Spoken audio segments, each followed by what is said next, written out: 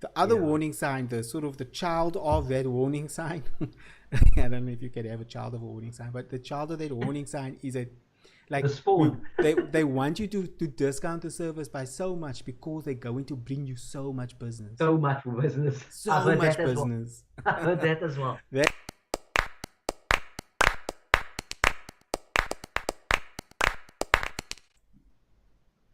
cool. Hey, business. Tell you, Jermaine, business is not easy. See, there's always gonna be stuff that you're gonna encounter, especially when you got a business partner, or even if you're not, you're just on your own with clients, with your if you've got a life partner, if you're married or in a relationship, like there's always like all of these things. Interactions with other humans is always gonna pull you in 1,000 different directions. Yeah, of My course. wife asked me the other day. She asked me a great question. I'm having a bit of a challenge with a client, and it's the usual client stories. It's a haggle over price. It's a haggle over service. It service, and the price balance, and they want more for less. I want to do less, but I want to charge more. So all these things, and it also just dealing with like the way that they do business. Like as soon as I started doing some work with them, I got invited to what felt like 1,000 meetings, and it was added to WhatsApp groups and Teams and chat bots and Trello boards and like a whole bunch of stuff. Like it just like I was just like, oh my, what is going on here? Like it was ridiculous. My phone was buzzing like constantly as people were having conversations over WhatsApp. And like, how do you get anything done? I was wondering like, what the hell? How do you get things done? And it reminded me of when I worked in corporate, and I was like, oh yes, oh yeah, that's why I never liked corporate, because it was meeting after meeting. Like that, it was a stand-up meeting in the morning, like a half an hour stand-up meeting. They probably had like 30 people invited to it. I was like, what's the point of this? Like, why do 30 people need to know what's happening in this half an hour meeting? And the meeting was never half an hour. I mean, I only attended once. That's to be honest, but it was just like I Yeah. was in a meeting for half an hour. I contributed nothing. I didn't even unmute my mic once. Mm, And I was like, I just had no idea what they were talking about. And this is what corporate life felt like for me. There's endless meetings that just amounted to nothing. And mm, or at least in your mind, nothing, because you shouldn't have mm, to be there to start with. mm. And so, you know, a lot of the stuff can get you kind of demotivated and depressed. And I was trying to think about, talking to my wife about the issue, saying like, it's driving me nuts because this isn't the kind of client I want to work with. And she hit me back Yeah. with something that really, like, it took it, like, I still don't actually have the answer. I'm trying to think about the answer. She Okay. she said to me, so what is your perfect client? Ooh. Oh I want to goodness. take a stab at that though, if I may. Okay. Who is the perfect line? Who is someone So, that so I'm gonna take a stab, and okay. maybe you can sleep on it while you uh, go back to Sharon and give your answer. But if I have to answer it, I would say the perfect client would be the client that initial meeting that you had, right? You scoped out the work, you've put that fee proposal out to him, that for all the reasons that we mentioned earlier about your worth, what you honestly think it's going to cost, and you go with it, right? And then that client um, will mull over it. He will say, okay, cool. He will ask you, is this the best price? You're going to go back and you're going to say yes, and he's going to go with it. And that relationship is just a mutually beneficial relationship going forward. If there's increases, annual escalations to be had, you know, he can now see the value that you've added to his business, and he does not complain, right? It's that same client, Richard. If I'm gonna go and I pick up the phone during a COVID pandemic, that I'm gonna tell him, listen here, if you do have any issues, right, regarding cash flows, let's have a chat, right? Let's have a compromise, and that's the type of client for me. that is the perfect client. Because I won't hesitate to actually do some work, put it on account, knowing that the client will honor the bill. Um, and I've actually put it out to a couple of clients during the initial lockdown period, and none of them came back to me saying, Nana, can we have that discussion? So that for me is the perfect line. That you, as a service provider, you kind of prepared to sacrifice a bit to make sure you know you can maintain the relationship to no one's detriment, really. I don't Yeah. know. That's me. I don't know if that makes sense. Yeah, yeah, no, it does. It does make sense. I mean, for me, I actually like it's still something that I'm trying to think through is what is the perfect client because I got a lot of great clients to be honest, Mm, and mm, there's there are times where I think a certain client is like being an ass, but I also try to sort of look at things from their perspective. Say like, okay, cool, what's going on here? Like, yeah. am I being unreasonable in this? Is there something that I'm Mm, caught up with emotionally that maybe is mm, affecting my judgment?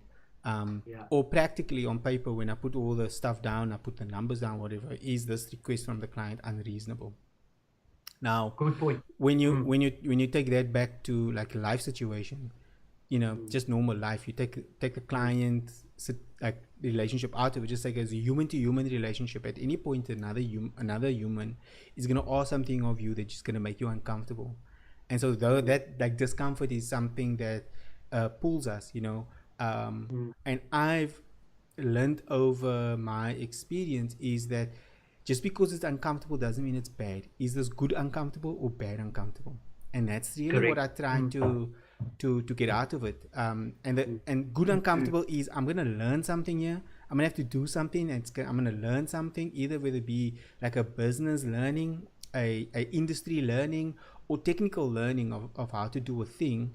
Like I'm gonna learn something here, and once I learn that, I'm never gonna unlearn it. I'm gonna know it forever, you know. And I'm gonna be able to apply that to other things. And so I try to think of that stuff.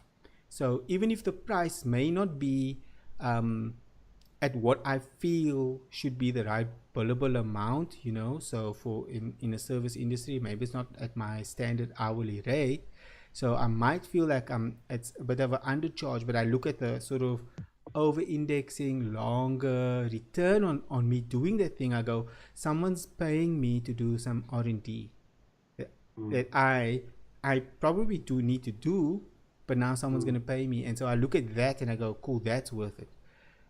mm, Bad uncomfortable is I've been doing this for 10 years. I know exactly what needs to be done. Like it's a walk in the park. There's nothing new for me to learn here. It's the first time this client is doing it and they haggle over mm. price of something that Overpriced, I'm yeah. experiencing, and I tell them, look, I've been doing this for so long, and then they second guessing whatever. So Mm, the bad part about that is that maybe this client, we don't understand what their challenges are from affordability. Maybe they shouldn't be working with someone at your price point.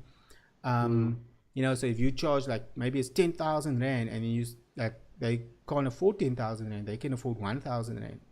It's mm, similar like when I do home renovations, and I got a quote for a deck the other day. It was 26,000 rand. For me, I was like, holy smoke, that was a lot of money for a little bit of a deck. I thought that was, but I just said to them, thanks, that's out of my budget. I can't afford that. Thank you very much for your time. mm, Whereas in some business instances, in some life instances, you may come across it where somebody will then, it will sound like they're attacking you, but what they're really saying is that I can't afford it.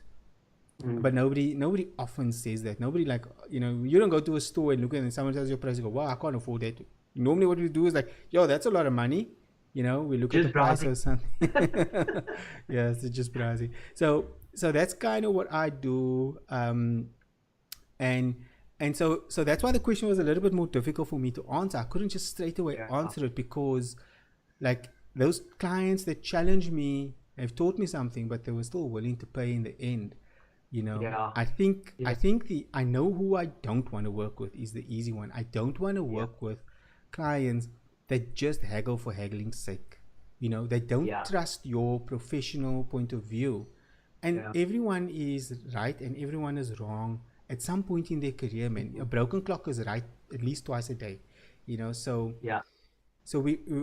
I don't want to work with a client that is continually second guessing me or asking me at every step is what I'm doing, because then they clearly can't afford my services, because it's almost Yeah. like they're making sure that every minute I spend is a super valuable minute.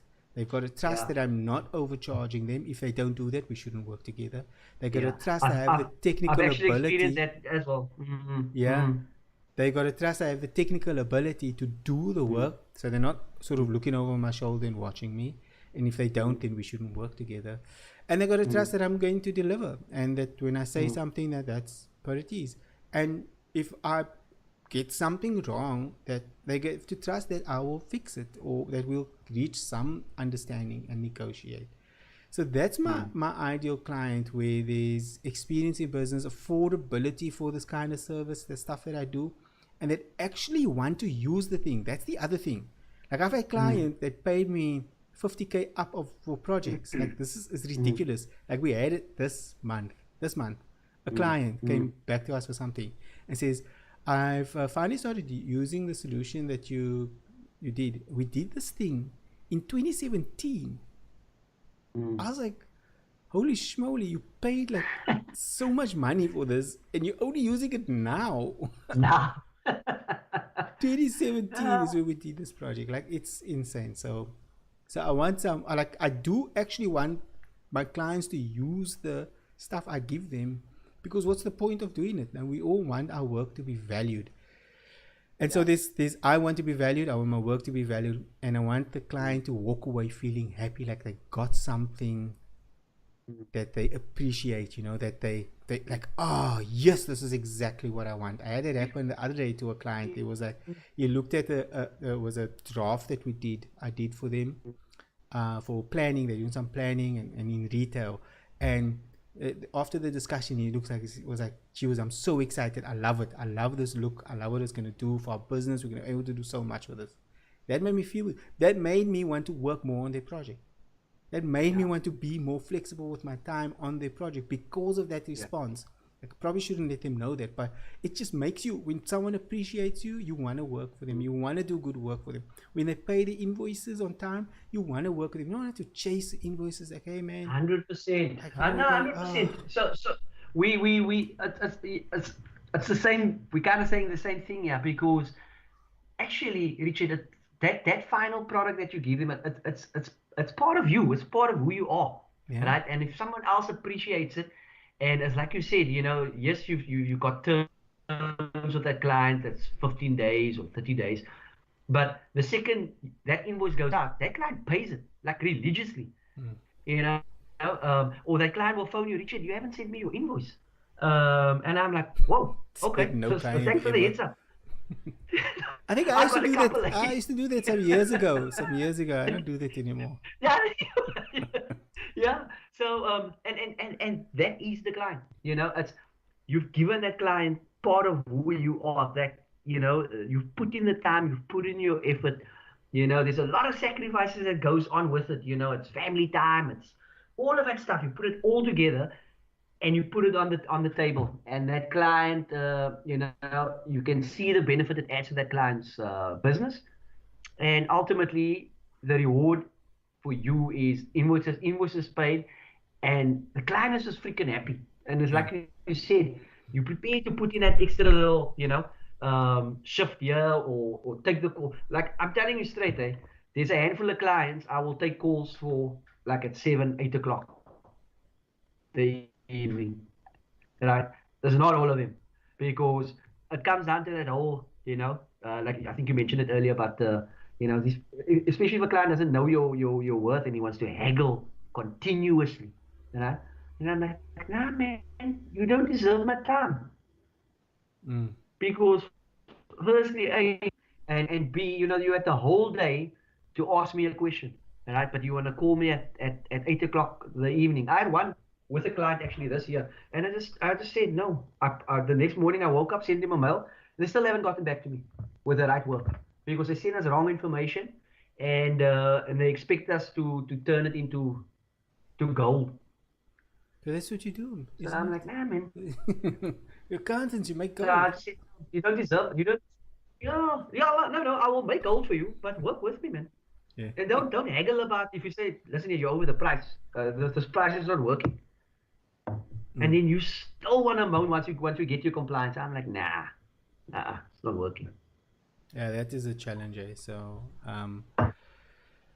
in that, I mean, when you're dealing with business now, I mean, in your experience, like you seem to have a very Mm, clear vision of what your ideal client is like. Like, how do yeah. you know when you in engaging in sales? Because we all want to get more customers. How do you get to that point where you start filtering out whether or not this is going to be a good fit for you? Like, when do you know that's happening, and what are your guidelines for identifying your ideal client?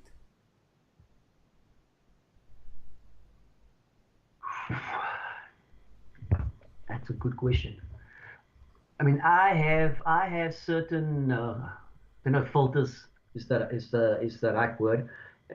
And maybe I must just take a step back. I think it's more on the our business model, um, where if that specific client doesn't fit the business model itself in terms of what type of information do we need from that client to be able to deliver um, the service. I'm prepared to go slightly left or slightly right with the requirements, but there is that yardstick that I know that you know my staff won't be able to handle, not my staff, but we won't be able to deliver the specific package or product that we know we can. Um, and so I'll rather walk away from that service. But just to accept a sale or to accept a client because the number seems very good, and then midway through the scope or midway through the engagement, you come unstuck and you got to throw more resources at it. That's when it becomes a bit dangerous. Cool. So I mean, but in all of that, like, what Mm, what are those, like, the do you have like some sort of telltale? Do you have something that you like can pick up on? You're like, oh, when if someone. So I'll tell you like an example. For me, it is so it's not so much the haggling on price, because everyone wants to mm. know they're getting good Yeah, value. yeah, Um, it's when someone um can't identify the value of the price. uh, yeah. uh, when I hear stuff like "you're too expensive," Mm, so that's a key for me, and I go, cool. It's like an amber light. It's not a red light, because sometimes mm, someone's not actually saying that's bad. I've had clients that I work with today for years that have started off the conversation with "you're too expensive," mm. It's just a defense mechanism, but that is Yeah. one of the triggers for me. Do you have any Mm. sort of triggers that you hear that you've heard like over and over again that sort of gives you the sort of like, I better watch here for this, and I better write something extra in Yeah. the clauses or whatever it is you're doing Yeah. to test if this is a Yeah. good As client, a a, good fit or not? I think the if I can just go back to one of the previous episodes where I made this example of a long-standing client that we have in our stable today, and he doesn't question. Well, obviously he questions the numbers and stuff, but he just loves the relationship at the moment. And he used to say about how do you measure accountants' time? It's like measuring air, because he couldn't see the value, right? And it was up to me to demonstrate him what value we can add to his business. Uh, it's only at that point when he could see, all of a sudden, banks are happy with his reports, SARS is happy with his numbers, and that was the value that we added. Typically, to answer your question, is when we sit down and we give clients, like, typically our ranges in terms of pricing, our entry level price, our mid-tier price, you know and during the initial discussions, especially if it's a new or new business, then you put a number out there and they go, Oh no, but that's a bit steep. You know, we just started trading now, etc. So they just zone in on that price without even thinking about if they do a comparison, for example, where they go, okay, if I have to hire my own bookkeeper, how much is that going to cost me as compared to this outsource model? Bring me an outside company to actually do the work for me. So we go, okay, do that cost comparison and see the value that we can add as opposed to a full-time person. Mm. So typically, pricing is always a sticky issue before we even start. Yeah. Uh, when we give clients sort of those uh, ranges in terms of what's the lowest tier, what's the medium tier, what's the maximum tier, and where does that client fit in. Mm. So that's normally a common question that gets asked, especially when we sit with new businesses.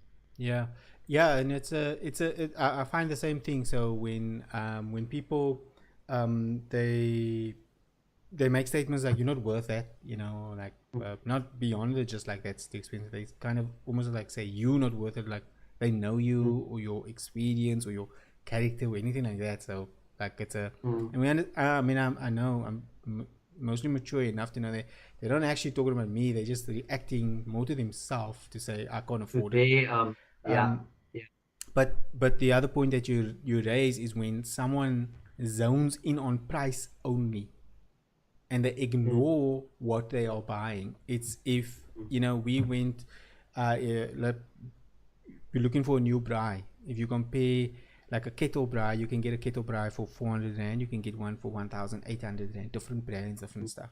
If you mm. only focus on the price, you're not actually you don't know the difference of what you're buying because I've bought a cheap price. I've actually never bought an expensive price, but I do know the value of it because Yeah, I've bought a lot of cheap rice, and I mm, have a friend who's bought one expensive braai.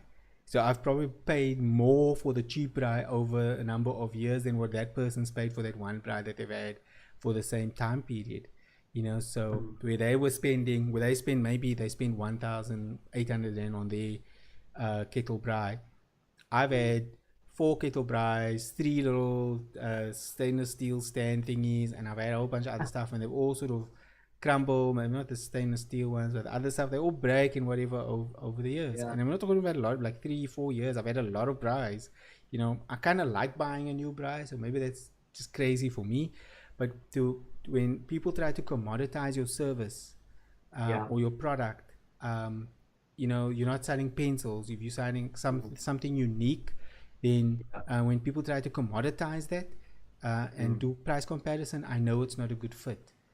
Because there's yeah, something else that I'm bringing that's of value into this relationship, which is years of experience, decades of experience that you can't yeah, hire. You can't get that from someone. You compare me to your whoever has got 2 years experience. I've got 25 yeah, years of experience. Like there's just no comparison. yeah. It's impossible. They might have a lot of smarts on something, but that's kind of it. They got no business Savvy. experience. They got no Yes. like like being able to like hear something early on in a conversation that might say you can Mm, warn the client and say, look, I know that this sounds exciting, but here's what I'm hearing. There could be a challenge. mm, So those kind of things I hear, and if I try to talk to a new client about that and try and mm. draw that conversation out from them, and then and the only thing they focus on is price, I know it's not a good fit. 100%.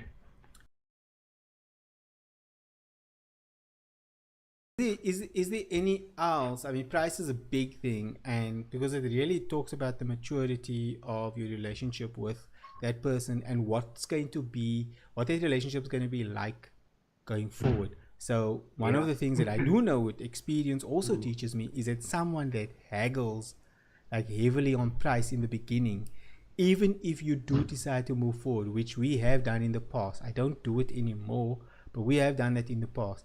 That client becomes so expensive. Like a yeah, client has a cost to it. A client becomes yeah, expensive because they demand so much of your time. Because for yeah. them, if your service, let's say you charge 10,000 rand an hour, I mean, I'd love to be that person, but I'm not. But let's say you charged 1,000 rand an hour, and if you've brought on a client that's never paid 1,000 rand an hour for something, and they haggled on the price, they were expecting to pay 100 rand an hour. What they're going to do is put so much demand on you for that 1,000 rand because it's a lot of money for them. And Yeah. for you, it's just your standard service. It's maybe your Yeah. baseline service, but they Yeah. expecting super premier 17-star service for the 1,000 because they're not used to spending that kind of money for the service or product that you are Mm. providing. And so that is also one of the downsides of pushing past your warning signs in business and Clients. dealing with a client 100%. that actually can't afford your service, whether you are a new business or not. That is a major problem Do with you, people yeah. that Do actually move you, forward with the deal and can't afford it. yeah, do you think it becomes, as service providers, we sometimes become a bit complacent, especially, where you've you've reached that price point, right, with an existing client, and then all those I don't want to call it margin, but your rate's your rate, but you start eroding all of that because you've been so fixated on making sure the client gets the service. All those additional little add-ins that the client throws in there, right? It quickly adds up, and then before you know it, you actually you've gone far past that price point that you set for that line. Yeah. So It's very important that what you said now in terms of understanding that price point and understanding you know what your value is for that client. yeah, and I think in a services business, obviously this is obviously geared a lot more for Yeah, for services. service, yeah. When we talk Mm, about price and hours and delivery, is mm, that we don't keep enough. We're not honest enough about the time we're spending on something. I've yeah. recently started talking about, you know, dealing with productivity and dealing with the challenges that I've been having with productivity for this year. I spoke about how I'm actually using my calendar as a way to keep track of the time I'm spending with clients, and I'm actually taking that data Mm, now, and I'm creating a bit of a productivity tool so I can actually extract that information from my calendar, very easy, just using Excel, and actually look at it. And I've done that now with a client. I've said, "Whoa, we've signed this contract for 30 hours. Like, we've just been having conversation for the last couple of weeks. We haven't actually done the mm, project yet, and already we had 25 hours just on mm. that, and like that's a problem." So it's been able to firstly, it's not the client's responsibility to do that. It's ours as the service provider Yeah. to guide them to say, "Yo, this is fantastic to talk to you. I love it. I love all the Mm, ideas, but it's going to come mm. down to a cost." And if they Yeah. say, "Look, I just want to charge anything," that for me would be another warning sign that this is probably a client you should not work with. Not If work someone with. gets uptight, they must understand that if you are in the service business, that Time you is your time is what commodity. Yeah. you are selling. Time, you know, Yeah. you are Mm, selling the fact. Your sales pitch should be that I can do it quicker in less time than someone with less experience, you know. yeah. So, and with fewer errors, and you get quality product, but Mm, the bottom line, it's still time, and if they don't understand it, that's a challenge. I think we dealt with this before. I spoke about a client that like was having fantastic we were having fantastic chats, and I said like, "Oh, this is great, but I got to get back to work." And then wanted me to say, "Oh, the thing that we did, that whatever, that they spent some money on a sizable amount of money, wanted me to do something else." And I said to them, "Cool, I'll put together a quotation for you," right? And I said, "I'll put together this quotation for you because," and I had to be clear. I said, "Look, just to be clear, man, I earn money because of the time I spend on stuff, and I bill people on time. I'm a consultant. I love our conversations, but I like you want. We've reached the end of this other agreement. We signed it off. You asking me for new things. There's a new cost that comes to it."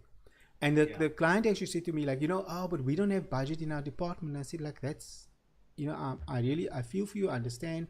Like, maybe you can, I'll do a quote anyway, and maybe you can take it to the sort of CEO or whatever and get approval for the work to be done. But you not being able to afford it shouldn't really oblige me to do it. And Yeah. having it, and I said, look, I love you, like I love like working with you, but I cannot work for free. Yeah. And that next day the purchase order was approved, like, just as that simple, like. And also there's also where I think that, sometimes we shouldn't be afraid to have those conversations with clients or potential clients, because maybe they're just not experienced enough, Experience enough. and Yes, so that's they a good don't point. know Mm. they don't know that this stuff happens. So they think that once they've acquired your service for one thing, for one set of or a delivery, that it just means endlessly, that, so you've got to also guide them. So that comes back to our maturity in business, about being able to guide that Mm. relationship, being Mm. self-aware about, and also just having the tools in place to help you Yeah. navigate through that kind of thing. Yeah. Yeah. I think what I found, especially with a lot of the especially during this lockdown period now, clients that came that we've picked up was, a lot of the times our entry point is normally mid-year, right? So it's and a lot of my pitch to the client was around, okay, cool, we've come in now in July, but there's a whole lot of other months that's happened, right? I'm going to look forward and price it accordingly. But know this, there's got to be almost a separate project to make sure those other numbers that already happened, you know, that's almost seen as a separate project. But you gotta put that on the table up front, so that when you do get the client going, and up to date going forward, and you start doing the work that you weren't involved in, then and you start billing the client, and the client go, oh, but what is this for? All right, so you got to make sure that I think, understand the mandate first and foremost, and then pitch the client to say, yes, for the work going forward, yes, for the work that still needs to be for us to look at, for in order to get a better picture of the business itself. So Yeah. I started basically looking at almost like mini projects within a client's operation, Mm. just to make sure, and it's like you said, in terms of what is that price point, Yeah. so that we don't shoot ourselves in the foot, and literally costing ourselves money, in Yeah. essence. Yeah. I think, so, um what other, I'll talk a little bit about the sort of, I think, why we do that. At least I know why I did that. Mhm. Sometimes continue to do that. But what are the other stuff that you find in just in your business, where it's warning signs that says that this might not be a good fit for a client to go forward with? Um, I think I think at the moment it's more. I mean, we've kind of touched on the whole pricing thing, but it's more on just the amount, the headcount, Richard. It's the client's business model as compared to our business model, and obviously we touch on all different sectors.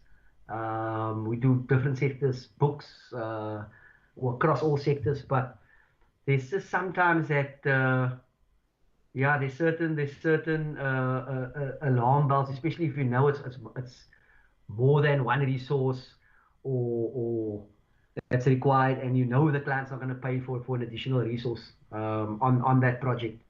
Um, it's clients, especially now as well, where I think a lot of businesses are going on this outsource model route, because of having keeping staff or non-essential staff on board. So when we try to sell an outsource service, it's very difficult to do cross. They You almost don't want to do work that they had four staff members. Now you got to try and fit all of that in into one. And that's the challenges we've been experiencing of late, where you can't really, if you try to package it as four different levels of services, the client doesn't want to buy into it, even though they've kind of paid four staff members to do that same sort of function. That's So it's a bit of a challenge. They still think in their minds they need to almost get a discount for that because they're coming to you. So when you price it accordingly, and again, we don't want to make it a price conversation, but when you do price it, okay, you need us to do this, that, and that. That's what it's gonna cost you. They seeing it as us having to perform all those functions basically, which is a bit of a challenge. yeah, yeah. So that's some great insights there, Jermaine. So what I've got here in my notes is that besides price is a big thing. So price kind of I find that it's a disguise for a whole bunch of other emotions that happen or other things that's happening in any business. So if you especially with potential new clients, so you've got to find out. So as a business, for me, getting a new client, it's a thrill. I love it. I love getting a new client. I love being in that sales process of working with a potential client and then sort of getting them on board. So there's a client at the moment that I'm targeting. We've had a couple of conversations. It's really good. They sharing data with me, so it's at that point now where it can almost happen. But one of the problems with the red lights that's happening for me is that it's infrequent that I hear from this hour that I have to follow up all the time. And that for me is almost like a problem, Yeah. a warning sign in itself, is that if I have to follow up too much to make the deal happen, it's probably not a good fit. And it's not like they don't need the work done. It's just like they'll miss meetings or the other things will be a priority. And I go like, maybe this isn't a priority for you right now. Maybe you shouldn't be focusing on this because it sounds like you got a whole lot of other stuff happening. Because if you need to work with that person, work with that client to understand their business, to understand what there is, to deliver a great product, like they need to give you the time. What else? Obviously, if you need to get paid, like if somebody like they only respond to your emails 5-6 days later, like that will be a problem. So if you can Yeah. afford that, then great. But if you can't, stay away from clients like that. That would be a warning sign for me, Yeah. is to stay away. Yeah. Do you feel if you have to have multiple meetings with a client to keep discussing the same, um, in order to move forward, you almost have multiple meetings over the same thing. That's that for me is also a bit of a worrying sign that you're not getting anywhere. Um, at some point you need to know where that cutoff is to say, you know what, and it's like you said now, Yeah. where maybe this is not for you. If you figured out what your business needs are, then yeah, we can certainly have a chat, sit around the table again. But to have meeting after meeting after meeting after meeting just to scope the project out, it's Yeah. it comes back to that whole time. Yeah, I It's think I think your that time. yeah, that's a great point. So, Jermaine, I look at that is that there's opportunity. All of these things are opportunity, Mm, and you've got to mm, understand your process. To know whether or not, like, look, this takes 1 or 2 meetings. So, mm, I mean, in that instance, let's say that whatever the business requirement is, it really just takes mm. 2 meetings to scope out a session. Yep. And Yep. if they ask for another meeting, what I would do is to say, look, you know I typically don't need more than 2 meetings, which we've already had. If you do feel Mm, that we need to discuss this anymore, I suggest moving to a consultative approach where we can have the meetings but then they become billable meetings. Available meetings. Yeah. Let me know if you Yeah. still want to have the meeting on these conditions. That's one way to Yeah. deal with it, to tell them, to say, look, I can't just spend endless time in this meeting. If they disagree with you, then that's a red, like a red light or a warning sign A that red says to you, red look, I flag. don't, Yeah. like, Yeah. I'm experienced enough to know this. Maybe maybe we're not a good fit to work together. And saying no Mm. to the client would, they, because at some point you have to put forward your experience and be confident enough to stand by it. And there's no Back, better yeah. way to be show your confidence than saying no. So that is Mm. a good thing to do. It might turn the client to say, okay, cool, this guy really knows what he's talking about, so let's back off. Or they Mm. say, here's the reasons I'm concerned. I want to have another discussion based on this. And you can say, cool, those are all valid points. However, I do know about him. It's something that we work through in our process. If you still want Mm. to meet, it will be billable. Do you Mm. want to go ahead? So that's ways that you deal with it. It also might be a way to onboard them to find out what their billing process is like. But I would yeah, suggest billing upfront for meetings like that, so you actually yeah, get paid first. That is just something that yeah, I've experienced with, especially with new clients, to go yeah. through that invoicing process first. People get upset about it, and if they get too upset about it, because money is a big deal. Like It it's the is, yeah. main thing that Mm. all of this is kind of delivers around is your service worth it? Is the thing I'm getting worth the money that I'm spending? I'm taking money out of this account to give to you, money that I could have kept or Mm. money that I could have used elsewhere. Now I'm going to give it to you. I want to make sure it's worth it. So if they're not sure about it, they sort of in doubt. That's what the client's really Yeah, doing when they're haggling over price. They're in doubt of whether or not they want to spend this money. Like it's just yeah. you have to have a way to sort of navigate through that to get to the right answer of whether or not a good if it's Answer. good enough fit Good for you. food, So yeah. that's Mm. kind of Mm. what I would do when they're having too many meetings. And actually, I'd know that it just takes 2 meetings. We don't need to have more meetings than this. If you do want to work through the Mm. detail, let's go through this and it becomes a billable project. I've done that multiple times. Either the client goes away or they agree to it and they pay the money. Um, One thing that I do actually do is I say that for a project to work, we have to have an analysis part of the project. And the analysis are these meetings where you figure out the scope of it. And that's a paid for thing. Yeah. And I have an outcome for that that says, even if you decide you don't want to continue the project with me, you'd have this outcome, this document, this feedback, the whatever it is that you can then use to go further. So you have Yeah, to the be able client's to client's a bit wiser. Yes. you Yeah. have to be able to Mm. give them a deliverable for the money that they're paying you, Paying you, and so yeah. that's Mm. sort of a way that I would deal with that aspect of business and negotiating and actually delivering a Yeah. project, because it gives you some cash flow to actually work on the project, and it gives you some guarantee. Asking Mm. for a deposit has multiple reasons. So besides the cash flow thing, it actually gives you an opportunity to work through the client's invoicing process. Like, how long does it take them to pay? Do you have to have it signed off by 3 people? Because you don't know that coming into a new business. They may say, oh, you need a PO number, and they take long to pay you. Especially if it's a larger organization that you work with, like, they might take long to pay you. And so having an invoice early, upfront in a project is generally a good thing. You also raised something that, Jermaine, this is so much good content. And so we spoke about the can they afford you, because that is a good question to ask. But I heard you talk Yeah. about something which just says, what I think is really good to work through is you have to be able to, at some point, you as the service provider, you as the person trying to do business with this new client, you have to ask the Yeah. question is to understand that how this could break, understand how the relationship could break, understand how this business deal could break. What would break this? Yeah. So Yeah. if you search for that answer, if you're asking that question, you search for that answer and you don't find an answer, you don't find it coming up, like, oh, then it might seem like a good thing, like, cool.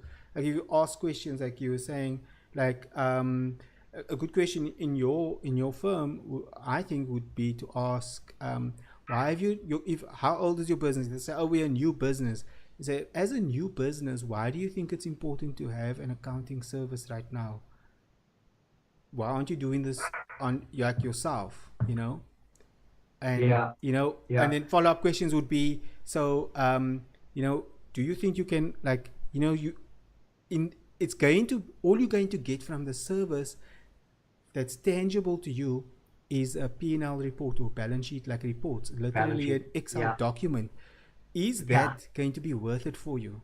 Even though you Yeah. don't see the other Uh, stuff, is that going to work? Like, those yeah. kind of having those probing questions early on Yeah. Like, and you almost get the client to defend why they think it's a good idea. If the client does start Yeah. defending, or if they go, then you know they haven't thought about that yet. So now they're Yeah. thinking Yeah. about it. It's funny. It's funny you mentioned that specific point because normally, and obviously we've gotten better at it to the point where you just mentioned it now. In the past, it was, especially with new entrepreneurs coming into the market, it was always about, okay, so here's an accountant. I got a new business. What do we do?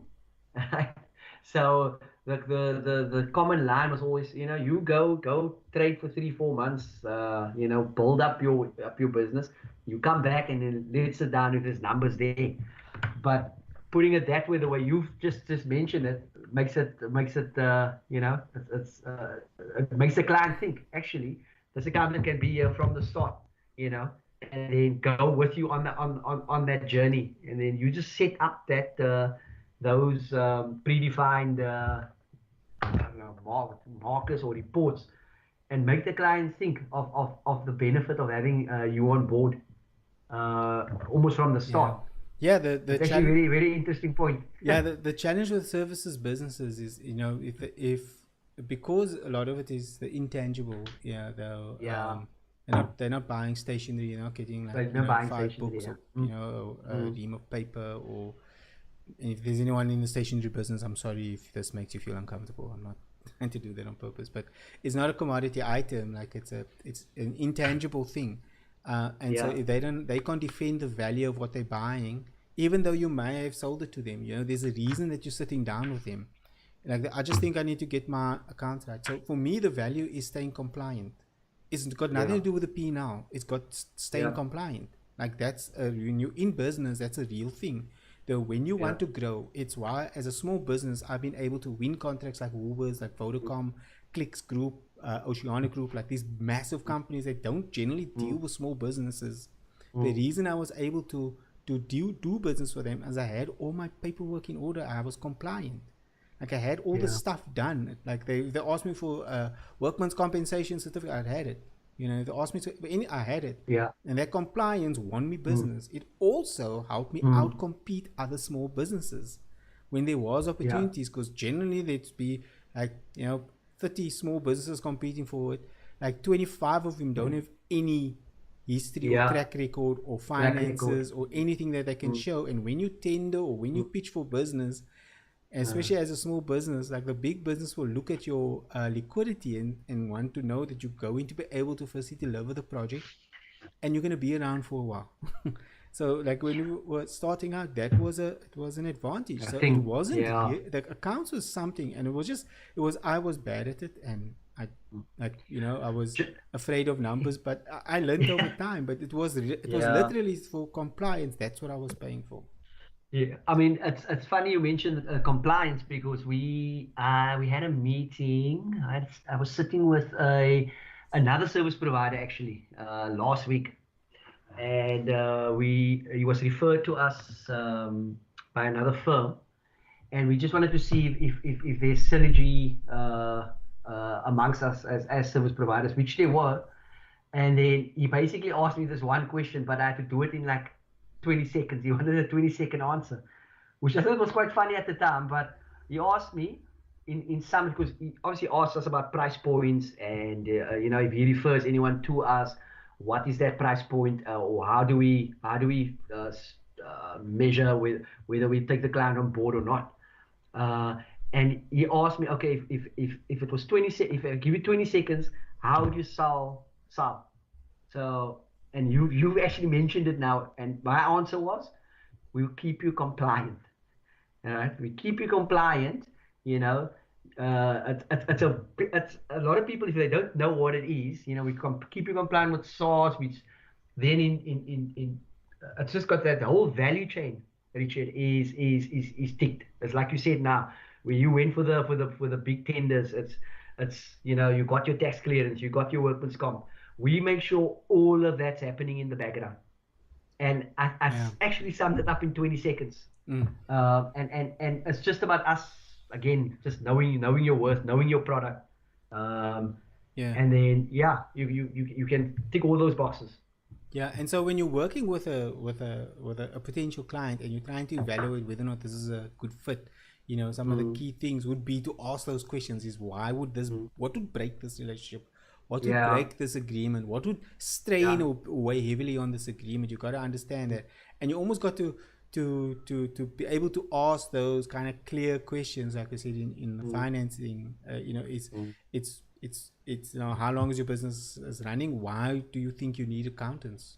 Like and actually are interviewing them, because and the reason you want to do that, like in the beginning, when, like with every business, I suppose, is like you're just glad to get a new client and signing a new client, doing Yeah, business.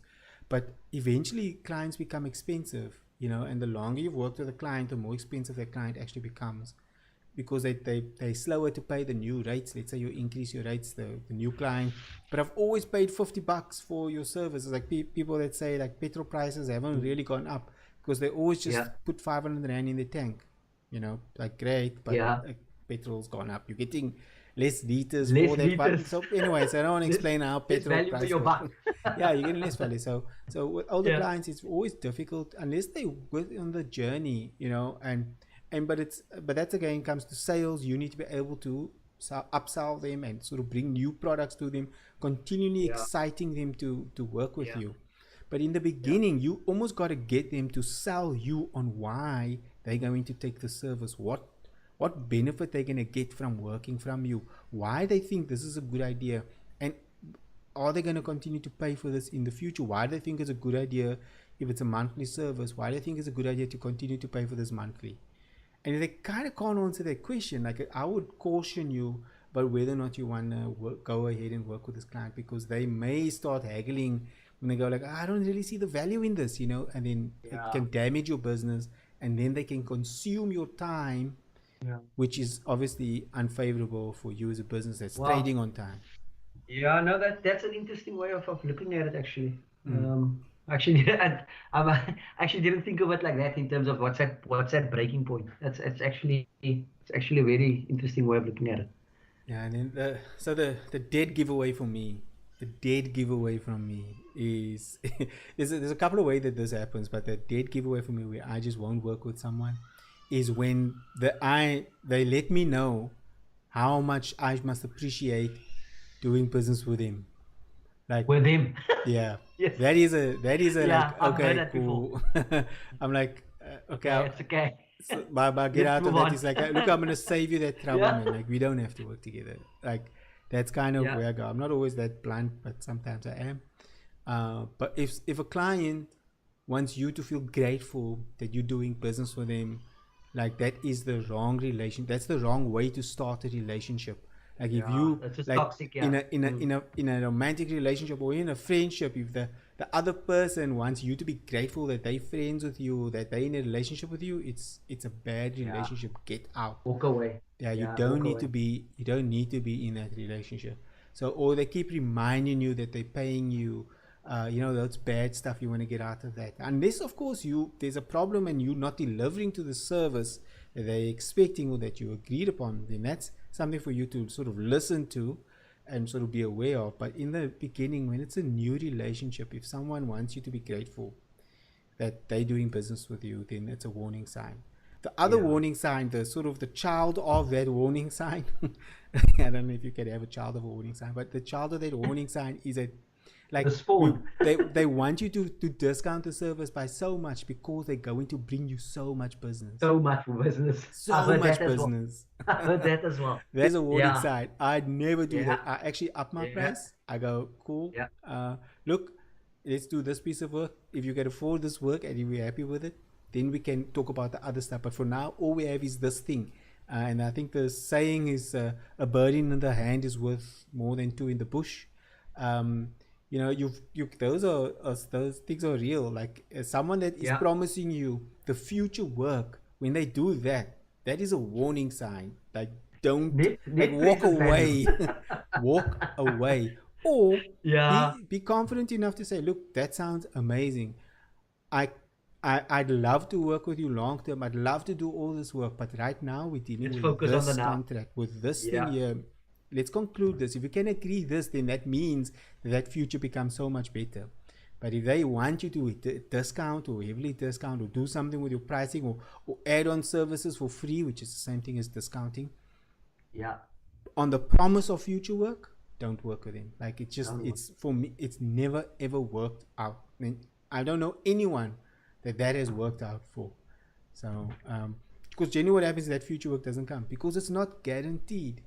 They are either seeing something in you or think that there's an opportunity that they can squeeze more out of you, to Yeah. get their own benefit. That's what these clients are doing. Not bad people. Maybe they are bad people. I don't know.